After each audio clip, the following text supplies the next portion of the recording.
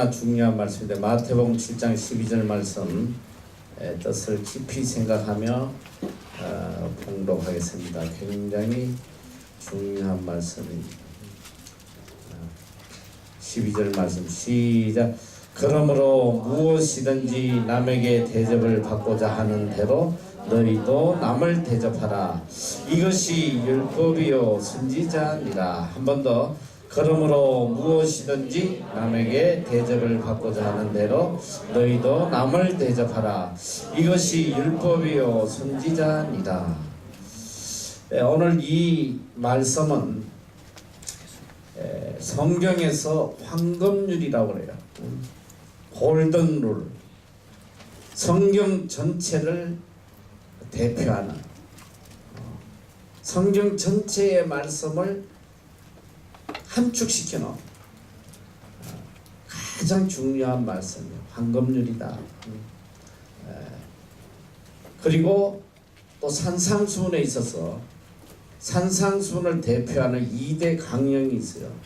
그 하나가 바로 오늘 이 12절 말씀이에요. 그리고 또 다른 하나는 이미 우리가 배웠던 6장 33절 그의 나라와 그의 의를 구하라는 것.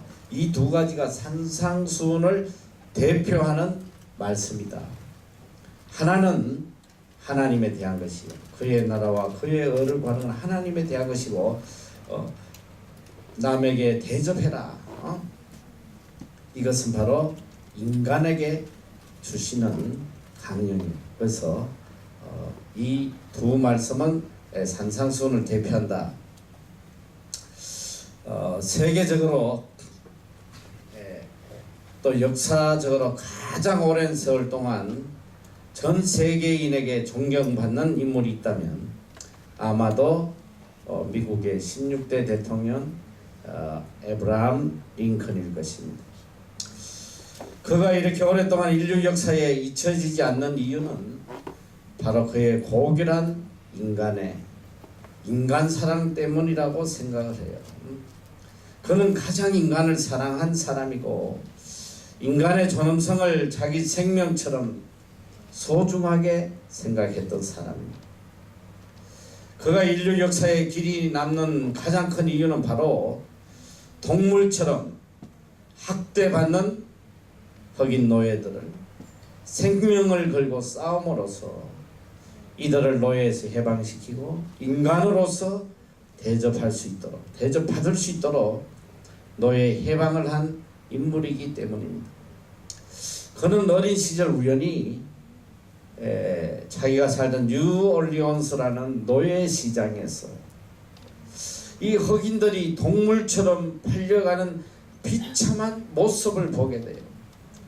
아버지 노예와 어머니 노예 또 어린 자식들 서로 헤어지지 않으려고 울부짖는데도 그들은 동물처럼 뿔뿔이 다 팔려가는 그 모습을 보면서 그는 깊이 생각을 하게 됩니다.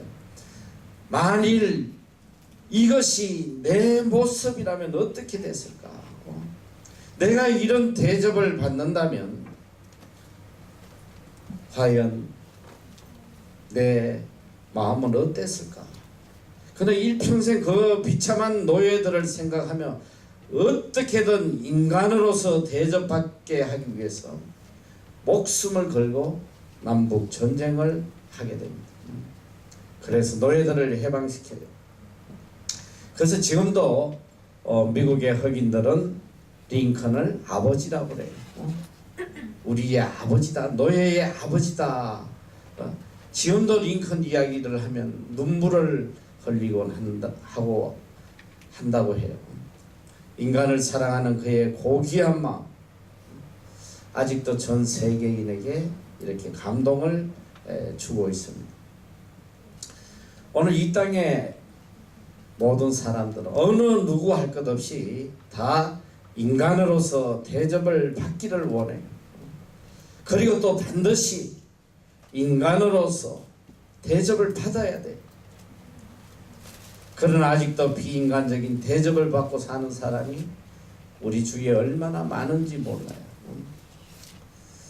오늘 우리에게 가장 큰 문제는 모두가 대접하려 하기보다는 대접받기만을 원하기 때문에 그래요. 오늘 서로가 서로를 존중하지 않게 정오와 미움과 갈등이 우리 사회에 만연하고 있습니다. 또 인간을 인간으로 취급하지 않고 물건으로 취급하고 요즘 한국의 이 가벌하면서 얼마나 시끄러운지 몰라요. 조금만 가진이면 사람들을 무시하고 짓밟고 착취하고 이용하려는 이런 것들이 우리 사회에 만연해 있습니다. 이렇듯 우리 삶의 가장 중요한 것은 인간관계고, 이게 또 가장 힘든 일이 또 인간관계예요. 인간관계를 아름답게 맺어간다는 것도 참 어려워요. 우리 삶의 가장 큰 행복도 불행도 기쁨도 슬픔도 따지고 보면 다 인간관계에서 오는 거예요. 인간관계가 성공적이면 성공적인 삶을 사는 것입니다.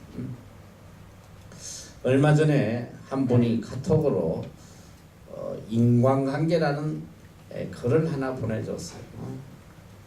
참 가슴에 와닿는 글이라 여러분과 함께 한번 나누려고 합니다. 잔인하게도 인간은 100번 잘해줘도 한 번의 실수를 기억하게 됩니다. 사람의 마음은 간사해서 수많은 좋았던 기억보다 단 한 번의 서운함에 오해하고 실망하며 떨어지는 경우가 많습니다. 서운함보다 함께한 좋은 기억을 먼저 떠올릴 줄 아는 현명한 사람이 되어 보세요. 먼저 고맙다고, 먼저 미안하다고 말한다면 사람 관계는 나빠지려고 해야 나빠질 수가 없습니다. 사람 관계에서 이기고 지는 것이 없습니다. 먼저 고맙다고, 먼저 미안하다고 말해보세요. 혹시 이런 것 아시는지요? 식사 후 적극적으로 밥값을 계산하는 이는 돈이 많아서 그런 것이 아니라 돈보다 관계를 더 중히 생각하기 때문입니다. 일할 때 주도적으로 하는 이는 바보스러워서 그런 게 아니라 책임이라는 것을 알기 때문입니다. 다툰 후 먼저 사과하는 이는 잘못해서 그런 게 아니라 당신을 아끼기 때문입니다. 늘 나를 도와주려는 이는 빚진 게 있어서 그런 게 아니라 진정한 친구로 생각하기 때문입니다. 늘 카톡으로 안부를 보내주는 이는 한가하고 할 일이 없어서 그런 게 아니라 마음속에 늘 당신을 두고 있기 때문입니다. 잊지 마세요. 소중한 인간 관계를 아끼고 서로 사랑하는 것이 진정 행복한 삶이라는 것을. 오늘 본문에 대접한다는 말, 이 대접이라는 말에는 사랑과 존경이 함께 포함되어 있는 좋은 인간관계를 말하는 것.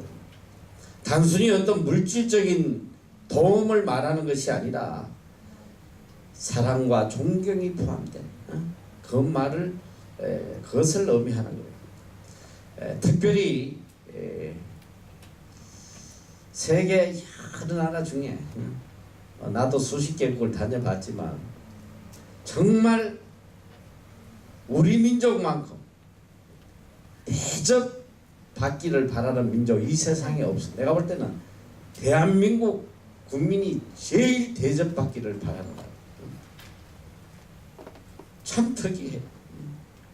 신분으로 대접받고 나이로 대접받고 또 능력으로 대접받고.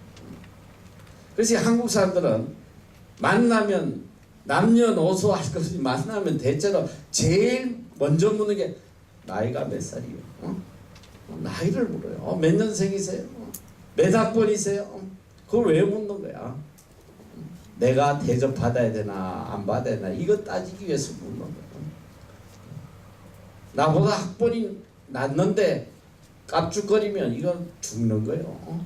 나보다 나이가 어린데 맘먹으려고 그러면 이거 죽는 거란 말이지. 이게 얼마나 무서운지 몰라 한국 사람들은. 이 기수 따지고 여기 지금 우리도 기수 있잖아. 기수 기수 이거 엄청난 거야 이거. 나는 이 교회 안에서도 이게 얼마나 그걸 따지는지. 내가 여의도 순복교에서 이야기해서 자꾸 그런데 내가 여의도 순복교에서 한번 너무 놀란 게 있어.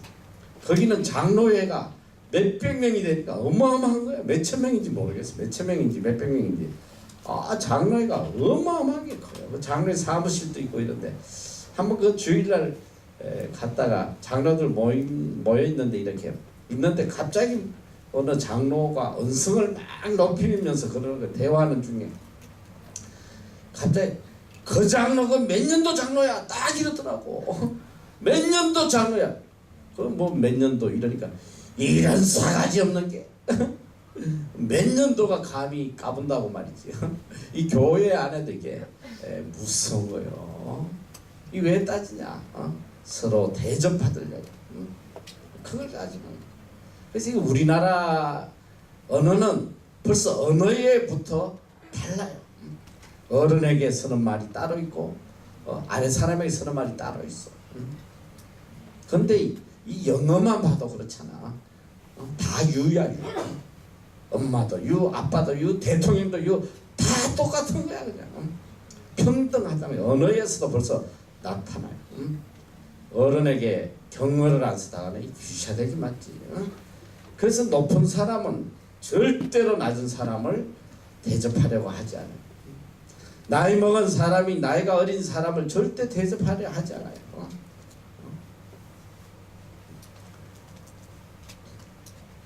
그래도 서양은 이 언어부터가 이렇게 평등하고 서로 이렇게 섬기려는 그 언어에도 나타나고 그래요. 그리고 이 대화를 해보면 이 서양 사람들에게는 이 나이를 묻는 게 굉장히 큰 신뢰예요. 나이를 물으면 안 돼. 근데 나는 그걸 모르고 말이지.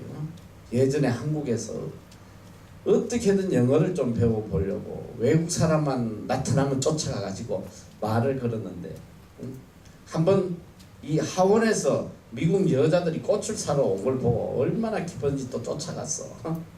가가지고 이제 한국에 하는 식으로 무조건 물어서 How old are you? Where do you come from? 뭐 영어가 아는 게 그거밖에 없으니까. 그때 이 여자가 그냥 화를 막 내면서 소리를 확 지르는 거라. Are you CIA? 이러더라고. 네가 무슨 미국 정보부냐? 왜 남의 신상을 묻고 다니냐? 영어 좀 배우려다가 아주 욕을 얻어먹었단 말이야. 우리 민족은 유독 어느 곳에 가든지 나이 따지고 군번 따지고 학번 따지고 말이지. 서열을 따져요. 대접받기 위해서. 몇 년 전에 우리나라에 참 충격적인 사건이 있어서 내가 자꾸 충격적인 사건을 이야기하는데 안타까운 뉴스에 지하철을 타면 이렇게 노약자석이라고 있어요. 어린아이나 노인을 위한 특별한 좌석입니다. 그런데 참 그 자리가 비어 있을 때는 그걸 참 마다하기가 그 유혹을 물리치기가 참 어려워. 특히 저도 이렇게 직장 생활을 하고 또 이렇게 야간에 야간 대학을 다니고 몸이 너무 필요할 때 보면 그런 자리 있으면 종종 앉고 했단 말이에요. 앉아가지고 빨리 눈을 감아야 돼. 괴로우니까 빨리 눈 감고 자는 척을 하는데 그런데 한 고등학생이 노약자석에 앉아가지고 이렇게 자면서 가는 걸 내가 봤어요. 근데 어느 노인이 딱 타더니 바로 이렇게 노약자석으로 쫓아오더니 이 지팽이를 들고 자른 애 머리를 내리치더라고. 고등학생을 탁 치. 얘가 깜짝 놀래가지고 째려보니까 막대기로 말도 안 해요. 이래 나가라고. 내 자리니까 비키라고 말이야. 얼마나 그 민망하겠어. 근데 실제로 이런 충격적인 일이 뉴스에 나오는, 한 고등학생이 앉아 있으니까 노인이 와서 그냥 얘야 내가 좀 힘드니까 자리 좀 비켜주겠니? 이러면 얼마나 좋겠어. 그 사람들 앞에서 욕을 푸대. 이 호로 자식 이게 어디라고 여기 앉냐고 막 욕을 해놓으니까 이 아이가 속에 분을 품고 이 노인이 내릴 때까지 기다리다가 노인이 내리는데 따라가서 지하도에서 발로 차버려요. 이 노인이 굴러 떨어져서 그냥 죽게 됩니다. 그래서 이게 사회 이 톱뉴스로 나왔단 말이에요. 조금만 이해해주면 되는 거예요. 서로 대접받겠다는 것 때문에 이 생명을 잃는 이런 비극적인 사건이 일어나요. 참 안타까워요. 그래서 주님께서는 오늘 이 패역한 인간들에게 너무나 귀한 말씀을 해주세요. 남에게 대접을 받고자 하는 대로 너희도 남을 대접해라. 이게 기독교의 가장 기본적 윤리관이에요. 황금률이다. 가장 귀한 법칙이다. 그 뒤에 보면 이 말씀은 바로 모든 율법과 선지자라고 그랬어. 모든 율법과 선지자. 이 구절은 모든 성경을 다 함축하고 있다는 거예요. 이 황금률을 알고 이 황금률대로 산다면 그리스도인의 율법을 다 행하는 거나 마찬가지다. 이만큼 중요한 말씀이에요. 이것이 율법이요 선지자니라. 이 말은 무슨 말이냐? 율법과 선지자는 바로 예수님 당시의 구약 성경 전체를 이야기하는 거예요. 율법은 모세 오경을 가리키고 그 나머지 책들을 선지서라고 선지라고 표현을 해요. 그래서 율법과 선지자 하면 그 당시 성경 전체를 이야기하는 것이다. 이게 얼마나 중요한 말씀입니다. 세상에도 많은 종교들이 이런 비슷한 걸 가르치고 있으나 다 소극적인 그런 내용들이에요. 탈무드에도 보면 AD 20년경에 헬렐이라는 유명한 랍비가 남긴 일화가 있습니다. 그는 어느 이방인으로부터 자신이 외나무 다리에 서 있는 동안 율법 전체를 가르쳐주면 유대교인이 되겠습니다. 이런 말을 듣고 이 한마디를 이야기해요. 남이 당신에게 하기를 원치 않는 일을 당신도 남에게 하지 마라. 이것이 율법의 전부요 기타는 다 주석입니다. 이 말을 듣고 이 이방인이 감격해서 그의 제자가 되었다는 기록이 나와요. 그러나 이 가르침도 결국 소극적인 측면을 가르치고 있다. 무엇이든지 남에게 대접받고자 하는 대로 너희도 남을 대접하라. 이 말씀은 아주 적극적이고 긍정적이고 아주 깊은 의미가 있습니다. 남에게 해를 끼치지 않는 정도가 아니라 내가 먼저 남에게 대접을 하도록 가르치라. 선을 행하도록 가르치라. 먼저 사랑하고 칭찬하고 먼저 베풀도록 가르친단 말입니다. 상대가 나를 사랑하든 미워하든 아랑곳하지 않고 먼저 선행을 해라. 희생적이요 적극적이요 창조적인 그런 자세입니다. 최송이 눈 좀 뜨라. 앞에 앉아서 자, 눈 크게 떠. 자, 먼저 사랑해라. 먼저 베풀어라. 먼저 대접해라. 내가 남에게 사랑을 받고자 하는 마음이 있으면 내가 먼저 사랑을 실천함으로 그 사랑을 받아내라. 이런 뜻이에요. 내가 먼저 사랑 베풀어라. 사랑받고 싶으면 사랑을 받을 때까지 사랑하라는 거예요. 상대가 나를 사랑해 줄 때까지 먼저 사랑해라. 이것이 창조적인 자세입니다. 그러니까 이 성경은 참 위대한 것이 뭐냐면 하나님은 사랑의 대상을 찾아 헤매는 것이 아니라 사랑의 대상을 창조한다고 위대한 말을 칼빈이 했어. 잘 들어봐요. 하나님은 사랑받을 만한 자들을 찾아다녀서 자격이 되면 사랑하시는 것이 아니라 사랑받도록 창조하시는 거예요. 어떤 죄인일지라도 그가 사랑받을 수 있도록 다시 창조하시는 거예요. 사랑의 대상으로 만들어 가신단 말이에요. 이게 위대한 하나님의 사랑이에요. 내가 사랑을 받지 못하는 것은 상대가 잘못돼서가 아니라 내 사랑이 부족해서 사랑받지 못한다는 걸 알아야 돼. 내가 먼저 진실하게 사랑했다면 반드시 사랑받게 된다는 겁니다. 오늘 본문에 보면 무엇이든지 라는 말씀이에요. 무엇이든지 남에게 대접을 받고자 하는 대로 너희도 남을 대접하라. 이것이 율법이요 선지자니라. 무엇이든지, 이거 원어는 판타라는 말인데 모든 것, 무조건적인 걸 이야기해. Under any circumstance, 어떤 상황 속에서든 모든 관계 속에서 사랑하고 대접하고 좋아도 미워도 나아가서 원수까지도 먼저 사랑해라. Whenever, whoever, whatever, wherever, 언제 누구든지 무엇이든지 어디서든지 남을 대접받고자 하는 대로 대접을 해라. 이게 참 쉽지 않은 말이에요. 나에게 잘해주는 사람에게는 나도 잘할 수 있어.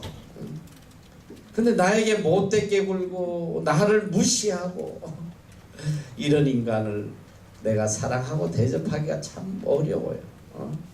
굉장히 어려운 거야. 그런데 성경은 누구에게나 먼저 대접해라. 어떻게? 내가 대접받고 싶은 대로 대접해라. 이게 성경의 가르침입니다. 먼저 행하라는 거예요. 이 대접하라는 말씀은 헬라어로 포이에오라는 뜻인데 영어로 말하면 doing이라는 뜻이에요. doing. 행함이라는 행동을 말하는 거예요. 음식을 대접하는 것 같은 그런 좁은 의미의 대접이 아니라 그가 너에게 행하여 주기를 바라는 모든 것, 그것을 너가 먼저 그에게 행해라. 행동해라. 이거는 결과적 행동이 아니라 동기적인 행동. 내가 먼저 하는. 어떻게 대접받아야겠다 해서 대접하는 것이 아니고 칭찬을 받기 위해서 칭찬하는 그런 동기적 행위가 아니라 자발적으로 기쁨으로 자원적으로 하는 것입니다. 근데 오늘 본문을 깊이 보면 바로 명령형이에요. 명령. 해도 되고 안 해도 되는 게 아니라 하나님의 명령이라는 거지. 강제성을 띤 하나님의 명령이. 그런데 이 안에 자율성이 포함되어 있어요. 어떻게 해야 할 것인지는 너가 알아서 하되, 이 자율성이 있단 말이야. 그러나 남이 너에게 어떻게 해주기를 바라는지 너 마음속에 다 알고 있지 않느냐. 너가 알고 있으니까 네가 자율적으로 행해라. 이런 말씀. 선이 무엇인지 우리 마음에 이미 알고 있어요. 중생한 영혼이라면 그 마음속에 하나님의 형상과 욕구가 잘 그려져 있단 말이에요. 누가 가르치지 않아. 내가 어떻게 해야 되는지 우리는 잘 알고 있단 말이죠. 심리학자들은 사람의 마음속에는 항상 세 가지를 바라는 마음이 있다고 그래요. 첫째는 뭐냐면 남이 나를 이해해 주기를 바래요. 나를 알아봐 주기를 바란단 말이에요. 내 처지, 내 형편, 내 어려움, 내 모든 것을 이해해 주고 알아주기를 바라는 이런 간절한 마음이 있어요. 어떤 사람이 제일 좋으냐? 내 형편을 잘 이해해주고 알아주는 이런 사람이 제일 좋은 사람이에요. 그래서 그 사람과 가장 가깝게 지내게 돼요. 내 사랑을 이해해주지 못하고 내 아픔을 이해해주지 못하고 이러면 결국 남이 된단 말이죠. 오늘 많은 사람들이 이혼을 하는데 그 가장 큰 이유가 서로 이해해주지 않는다는 거예요. 서로 자기 입장에서 생각하는 거예요. 왜 남편은 이렇게 나를 이해하지 못하나? 남편은 또 아내에게 왜 나를 또 이렇게 이해하지 못하나? 서로 대접받고자 하는 마음만 있기 때문에 이게 파국을 맞이하게 된단 말이에요. 마음을 열 수가 없어요.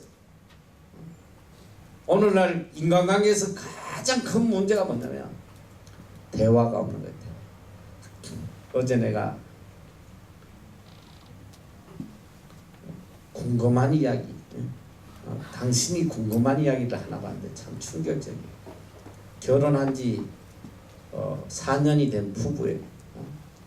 빵 가게를 하는데 대전인가 어디서 어느 날 갑자기 전혀 눈치를 못 챘는데 아내가 눈치를 못 챘는데 어느 날 갑자기 남편이 사라져버린 흔적도 없이 사라져버린.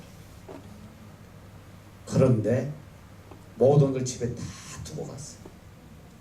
결혼할 때 예물로 받았던 이 목걸이를 탁자 위에 딱 올려놓고 그 다음에 핸드폰도 놔두고 주민등록증 놔두고 면허증도 놔두고 지갑을 송두리째 놔두고 맥주 캔 하나를 딱 들고 사라져버려요. 이게 몇 개월이 돼도 안 나타나니까 신고를 해가지고 경찰이 그냥 주위의 CCTV를 다 찾아보는데 이 아버지 묘지에 가서 마지막으로 맥주 한 잔을 마시고 그 뒤부터 흔적이 없이 사라집니다. 그래서 도대체 왜 이런 일이 일어났나 경찰이 수사를 하고 이 사람이 살았냐 죽었냐 그걸 보는데 둘 간에 이 갈등이 있습니다. 서로 간에 이런 갈등이 있었는데 그걸 이렇게 대화를 해가지고 서로를 이해시키고 언더스탠딩을 하면 되는데 처음에는 대화를 좀 해놨다가 이게 대화가 자꾸 서로가 이해를 못 해주니까 결국은 대화가 사라져. 떠나기 직전에 오랫동안 대화가 끊어졌다. 서로 아무 말을 안 하고. 왜? 너무너무 말이 하고 싶어. 근데 말만 하면 상처로 돌아오니까 이해해주지를 않아. 자기 입장에서만 생각하다 보니까 서로가 이해해주지 못하는. 그러면서 그 아내가 마지막으로 하는 말이 왜 진작 이야기를 안 하고 그렇게 속에 답답함이 있으면 이야기를 했어야지 왜 이야기를 안 하고 사라져버렸나. 지금이라도 남편이 돌아올 수만 있다면 자기가 다 이해해주겠다. 다 이해해주겠다는 거야. 여러분 이게 참 어려운 거야. 사람은 누구든지 나를 이해해주기를 바래요. 이해해주기를 바라는데 상대를 이해해주려는 마음은 또 없단 말이지. 이게 문제. 단점을 덮어주고 장점을 칭찬해주는 이런 사람을 찾아가게 돼. 그래서 이 한마디의 이해가 얼마나 사람을 변화시키는지. 미국 테네시주의 한 작은 마을에 벤 후프라는 어린아이가 하나 태어났습니다. 그는 체구가 몹시 작고 사생아였어. 아버지가 누군지 모르고. 마을의 어른들은 자기 자녀가 저 사생아하고 노는 걸 원치 않았어요. 그러다 보니까 이 아이는 멸시당하고 친구도 없고 그렇게 외롭게 자랐는데 이 아이가 12살이 되었을 때 마을에 새로 젊은 목사님이 부임을 하게 돼요. 한 번도 교회를 간 적이 없었는데 그 젊은 목사님이 아주 이 사람을 기쁘게 한다는 소리를 듣고 그도 몰래 교회를 한번 가봅니다. 근데 혹시나 누가 알아볼까봐 예배가 시작하면 몰래 뒷자리에 앉았다가 축도를 할 때 빨리 빠져나와 버렸어요. 그렇게 몇 주를 교회를 다니는데 어느 날 너무 설교에 감동을 받아서 잠시 집에 가는 걸 잊어버리고 그냥 끝날 때까지 앉았다가 할 수 없이 다른 사람들과 함께 교회 밖을 나오게 돼요. 사람들 틈에 이렇게 나오는데 이 목사님이 한 사람 한 사람 악수를 하는데 이 아이를 딱 보면서 이 목사님이 이렇게 이야기를 해요. 너가 누구 아들이지? 누구 아들이더라? 그러니까 이 아이가 얼마나 민망한지 주변이 갑자기 조용해졌어요. 그때 이 목사님이 그 아이를 향해서 웃으면서 이렇게 이야기를 해요. 그래, 나는 너가 누구 아들인지 알겠다. 너는 너 아버지를 닮았기 때문에 금방 내가 알 수 있어. 그러면서 이렇게 이야기를 해요. 너는 하나님의 아들이야. 너의 모습을 보면 알 수 있어. 당황해서 빠져나가는 이 베누프의 등을 향해서 이 목사님은 이렇게 이야기해요. 그래, 하나님의 아들답게 훌륭한 사람이 되라. 이렇게 소리를 질러요. 세월이 흘러서 이 벤후프가 주지사가 돼요. 훌륭하게 자라서 주지사가 돼요. 그러니까 주지사가 된 그날 그는 연설을 이렇게 이야기해요.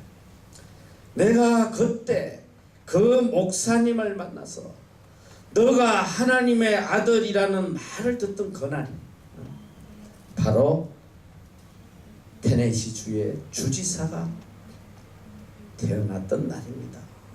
그 한마디가 자기의 인생을 바꿔놓았다고 이야기를 했어요. 한마디의 이 격려의 말이 인생을 바꿔놓은. 우리는 언제나 이해받고 칭찬받기를 원해요. 먼저 내가 이해하고 칭찬할 수 있는 사람이 되어라. 성경은 이걸 가르치고 있는 거예요. 가슴을 열고 내가 먼저 이런 사람이 되어야 된다. 이게 주님의 가르침. 둘째로 우리는 상대가 참아주기를 바라는 마음이 있어요. 나는 못 참으면서도 상대는 나에 대해서 인내해주고 기다려주기를 바라요. 좀 내 잘못을 좀 덮어주고 이해해주고 참아주기를 바라는 그런 마음이 있단 말이죠. 자식이 공부를 좀 못해도 자식의 마음에 그저 부모님이 잔소리 하지 말고 좀 기다려봐 주기를 바라는 마음이 있어요. 그런데 우리는 너무 쉽게 이 포기를 해버려요. 제일 나쁜 말이, 사람을 망치는 제일 나쁜 말이 실망했다. 이런 말이에요. 난 너에게 실망했다. 이거보다 더 나쁜 말이 없다 그래. 근데 나는 자주 써먹어. disappoint. 외국 애들은 우리 지원자한테 말 안 듣고 하면 I'm very disappoint. 근데 이게 제일 사람을 상하게 하는 말이라고 그래요. 끝났다. 사가지가 놀았다. 이런 말은 절대로 해서 안 된다는 거예요. 끝까지 참아주는 그런 마음을 가져야 된다. 세계적인 기업인 제너럴 일렉트릭 회장이었던 잭 엘치 회장은 그의 경영 신념의 많은 것들이 어머니에게서 나왔다고 이야기해요. 특별히 그가 많은 어려운 경영의 문제들을 풀어나가는데 절대적으로 필요했던 자신감은 그 어머니가 심어줬다고 이야기합니다. 4개의 A와 1개의 B를 받은 성적표를 가져오면 항상 어머니는 B에 관심을 가지고 칭찬을 해줬다고 해요. 그가 얼마나 소중하고 사랑받는 사람인지를 늘 확인시켜줬다고. 이 웰치에게는 말을 더듬는 그런 나쁜 습관을 가지고 있었는데 이게 놀림감이 됐다고. 많은 사람들에게 놀림감이 됐는데 그때마다 어머니는 그 아들에게 네가 왜 말을 더듬는지 그 이유를 이렇게 설명해 줬다고. 그건 너가 너무 똑똑해서 그렇다. 이 세상에 어떤 혀도 너의 그 똑똑한 머리를 따라올 혀가 없다. 그래서 말을 더듬을 뿐입니다. 이렇게 자신감을 항상 심어줬다고. 그래서 그가 이 경영을 하는 데에 큰 자신감을 갖게 됐다. 이 사랑에는 절대로 실망과 낙심이 없어. 늘 기대만 있습니다. 근데 성경에 보니까 참 감동적인 말씀. 고린도전서 13장 4절 이하에 사랑에 대해서 이야기. 사랑은 오래 참고 사랑은 온유하며 투기하는 자가 되지 않으며 사랑은 자랑하지 않으며 교만치 않으며 쭉 나오는데 보니까 사랑은 제일 첫 번째 조건이 뭐냐면 오래 참음이다. 오래 참. 사랑은 오래 참고 사랑의 첫 번째 조건이 오래 참아주는 거예요. 이게 사랑의 첫 번째 조건이에요. 우리를 향한 하나님의 참음이 없었다면 오랫동안 참아주시지 않았다면 여기 살아남을 사람이 누가 있겠어요? 누가복음 15장에 보면 탕자의 비유가 나와요. 이 집을 나간 아들이 탕자가 되어서 돌아올 때 아버지는 끝없이 기다려요. 이 아들이 완전히 거지가 돼가지고 집으로 돌아올 때 이 아버지는 달려가서 그 아들을 껴안고 끝없이 입을 맞춰요. 만약에 이때 아버지가 아들에게 너 꼴이 이게 무슨 꼴이냐? 왜 내 말 안 듣고 나가가지고 입꼬라지를 하고 들어왔는가? 그 한마디만 했으면 끝났다는 거죠. 끝났다는 거죠. 한마디 말도 하지 않고 끝까지 기다리시고 오히려 그 아들의 지위를 회복시켜주고 송아지를 잡고 금반지를 끼우고 잔치를 베풀어줘요. 이게 뭐냐? 하나님과 우리의 관계를 비유적으로 보여주신 말씀이란 말이에요. 하나님은 우리에 대해서 끝까지 참아주시는 거예요. 하나님의 인내가 얼마나 놀라우신지. 그 크신 하나님의 인내가 없었다면 우리는 살아남을 수가 없겠죠. 주님도 3년 동안 그렇게 길러놓은 제자들이 한 놈도 안 남고 다 배반하고 다 도망가 버렸어요. 다 도망가 버렸어요. 베드로는 지 목숨을 내놓겠다 큰 소리 치더니 제일 강하게 부인하고 도망갔어요. 저주하면서까지. 주님이 왜 위대하신가?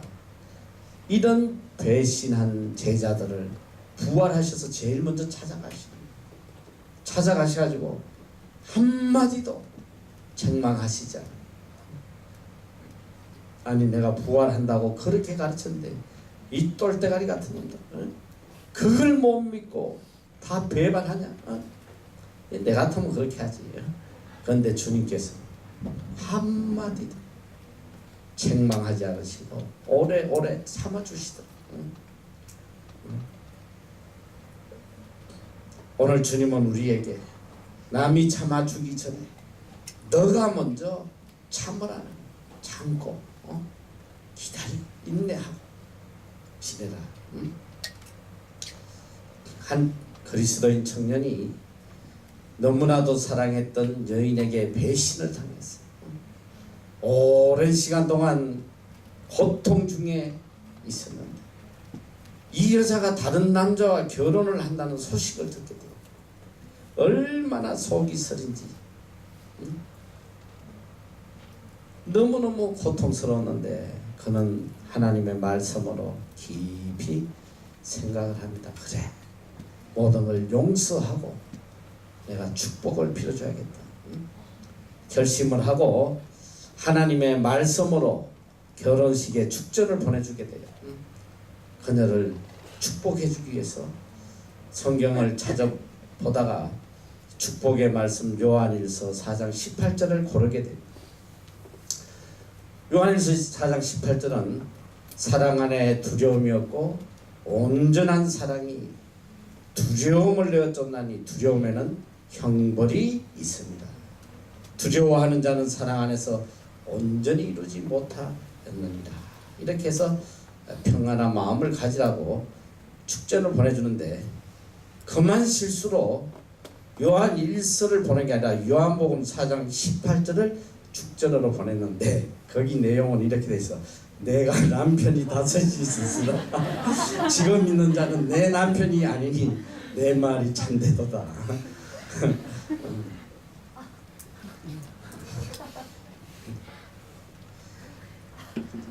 대접을 잘해란 말이지. 실수하지 말고.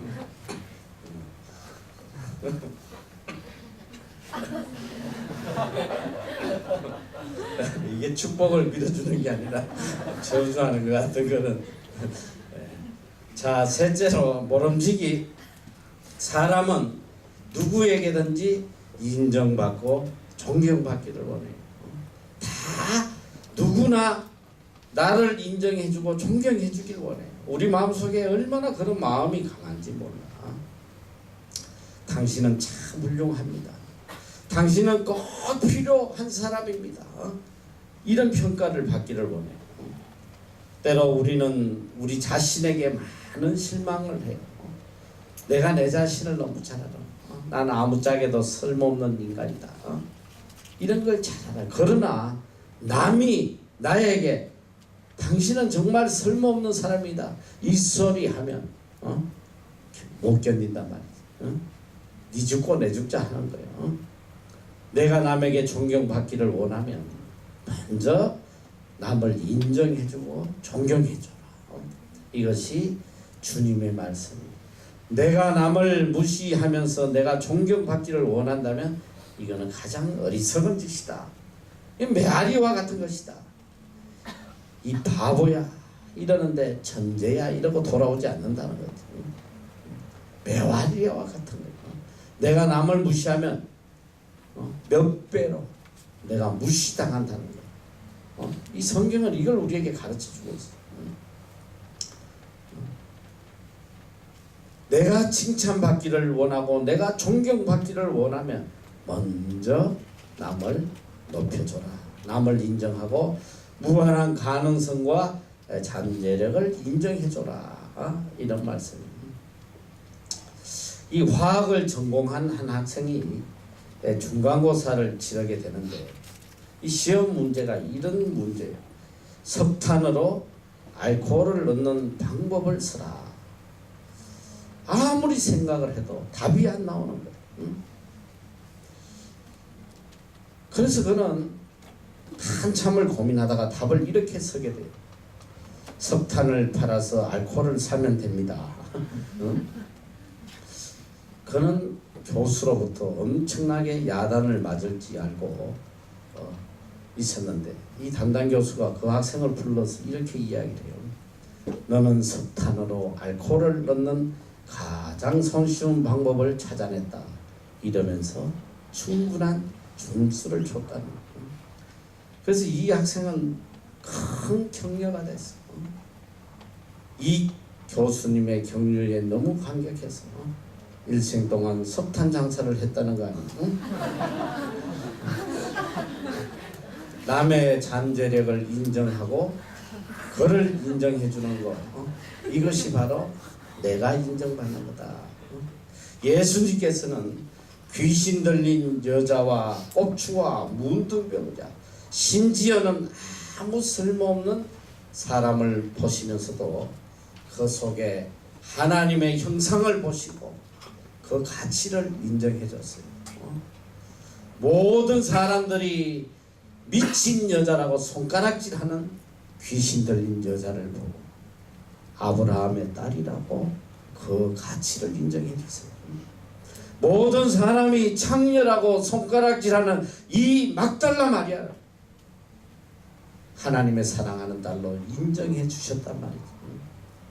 우리가 이제 신약 공부를 하다 보면 정말 감동적인 장면이 나와요.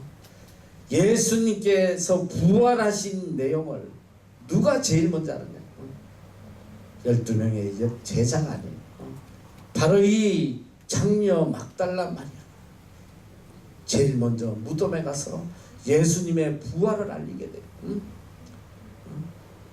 그를 인정해주는 그 주님에 대해서 끝까지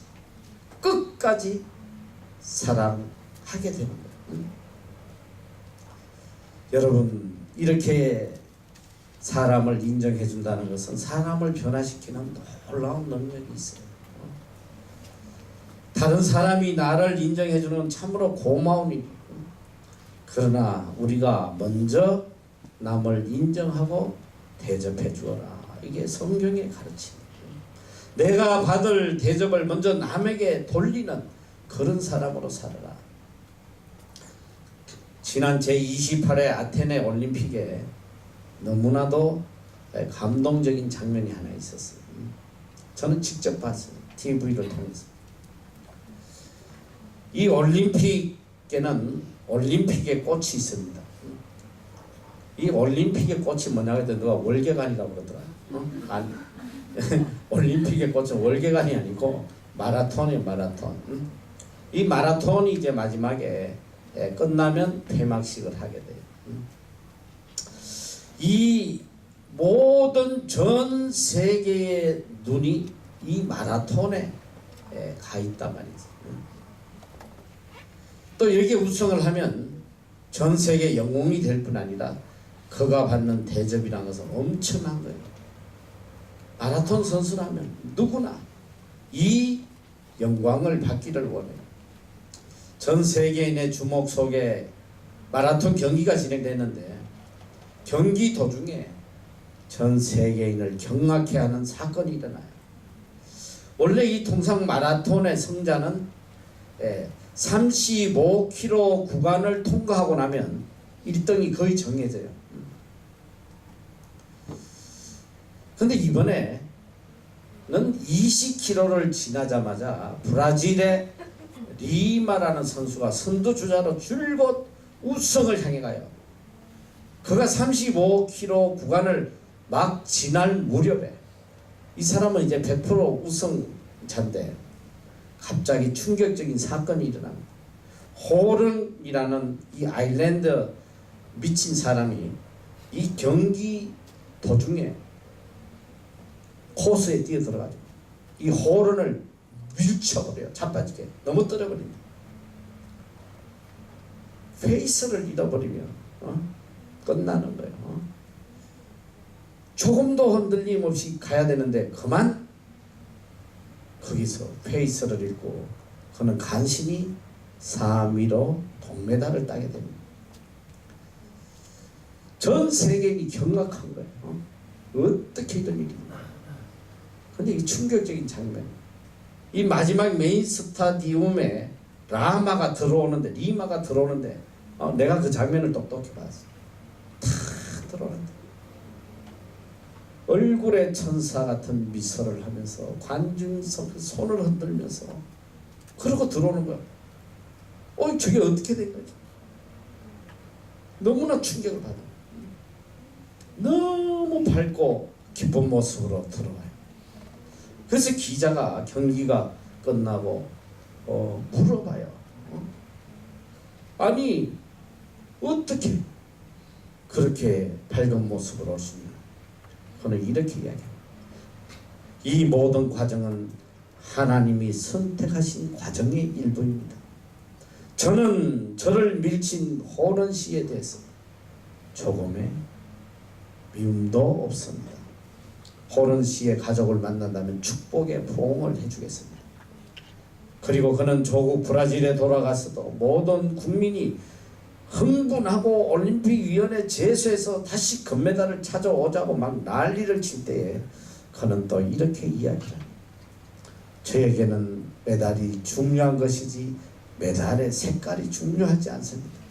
금이면 어떻고 동이면 어떻습니까? 제가 메달을 따고 오겠다고 약속한 대로 약속을 지켰습니다. 저는 그를 용서합니다. 그리고 올림픽 정신을 실천했습니다. 그의 이 위대한 마음이 이 브라질 국민을 모두 수경케 만들었습니다. 모든 사람들이 1등의 대접을 받으려고 난리지만 그는 그 자신이 대접받기보다는 남이 대접받도록 하는 위대한 마음을 가졌어요. 참으로 위대한 그리스도인. 그 올림픽 마라톤 성자 1등한 사람은 누군지 잘 기억하지 못해요, 모두가.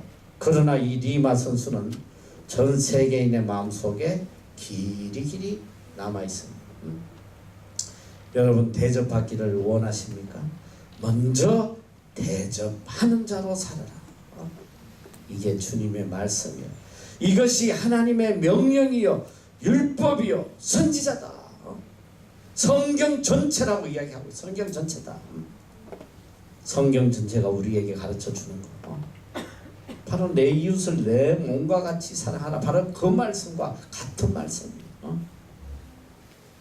너가 대접받기를 원하면 내 이웃을 똑같이 먼저 대접해라. 이 대접을 몸소 실천하면 그 대접 속에 하나님의 크신 축복과 은혜와 보상이 있다고 성경은 가르치고 있습니다. 일생을 내가 대접받고 싶은 대로 형제에게 대접함으로 하나님이 내려주시는 큰 축복 속에 살아가는 여러분이 되시기를 축원합니다. 기도하겠습니다. 그러므로 무엇이든지 남에게 대접을 받고자 하는 데가 너희도 남을 대접하라. 이것이 율법이요 선지자입니다. 아버지 하나님, 우리가 평생을 신앙생활하면서도